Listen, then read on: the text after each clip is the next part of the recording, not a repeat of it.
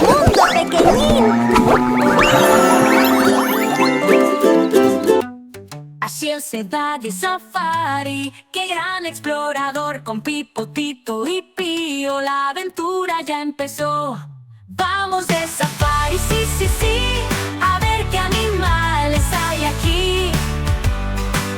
Con mis binoculares voy a mirar, un nuevo amigo voy a encontrar. Oh, oh, oh.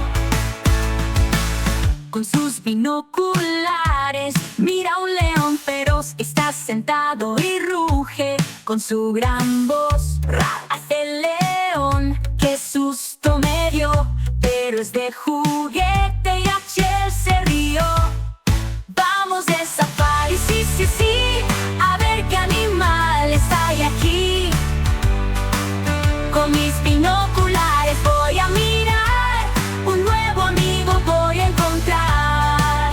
Oh, oh, oh, oh, oh, oh, oh, oh, oh. Más allá en un árbol un monito está colgando de su cola. ¡Qué divertido va! Ah, ah, se pone a saltar.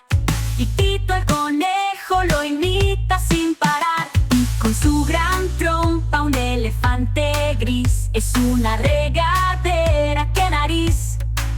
Hace la trompa muy muy feliz. ¡Qué safari tan loco pide bis! Vamos de safari, sí, sí, sí, a ver qué animales hay aquí. Con mis binoculares voy a mirar, un nuevo amigo voy a encontrar. Oh, oh, oh, un nuevo amigo voy a encontrar.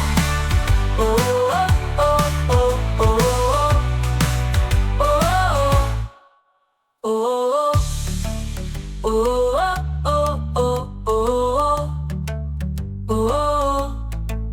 Y de bis